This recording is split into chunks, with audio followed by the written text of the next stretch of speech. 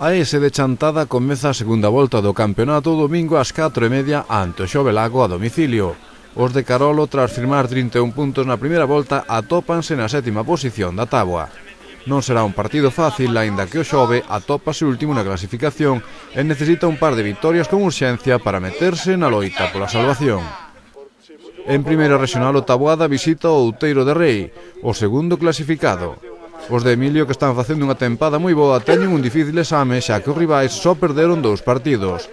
Todo é posible, xa que os de Emilio só encaixaron a toda agora 3 derrotas. Eso sí, colleitaron 6 empates, por tan só un do Outeiro, polo que será un partido entre os mellores da categoría.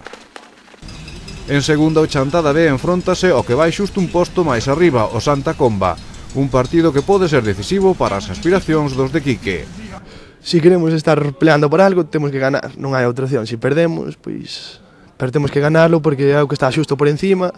Estamos a 7 puntos que podemos, se non queremos, podemos estar aí peleando por o ascenso. A ese partido temos que ganar si ou si, non hai outra opción. Bueno, sodes un equipo que sofrides cando teñen que xogar os vos xogadores, subir ao A, tal, como levades eso?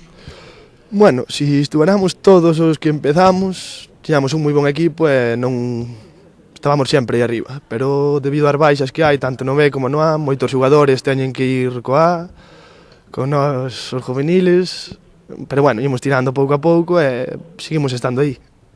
Pero bueno, non tedes moito problema porque o Chantada ten unha plantilla moi larga, desde abaixo hasta arriba, non? Sí, iso é bon que temos. Por exemplo, esta semana faltaron 3 ou 4 xogadores que tuveron que ir co A, viñeron 2 ou 3 juveniles, un diles marcou un gol, de momento están indo as cousas ben. Bueno, como poñerías o Chantada no final de Liga? De segundos ascendendo e xa está, contentos todos. Pois que se cumpla logo. Ojalá. En terceiro, o Atlético Chantada intentará rematar ca seca de goles no campo do San Lázaro. Un partido igualado xa que os dous van no medio da táboa e necesitan puntuar. O Xuvenil A comeza a segunda volta este sábado recibindo ás 4 da tarde no Sangoñedo o Santa Mariña. Os de Óscar Méndez buscarán a primeira vitoria do ano ante un rival que os derrotou na primeira volta e que se atopan nos postos baixos da clasificación.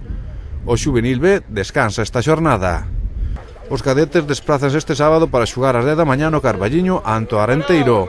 Os de Juan, cos deberes xa feitos de clasificarse para o seguinte grupo dende varias xornadas, loitarán nestas últimas para quedar campeóns.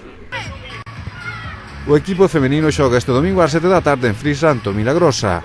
As de Rigue visitan a un bo equipo que na ida venceu no Sangoñedo por 0-2, polo que as chantadinas irán ca ilusión de poder puntuar. En baloncesto, CB Chantada empeza outra vez a competición a domicilio. Desprazarase a Tanarón o sábado ás 8:30 da tarde. Os chantadinos van de sextos con 15 puntos e os de Narón de novenos con 12.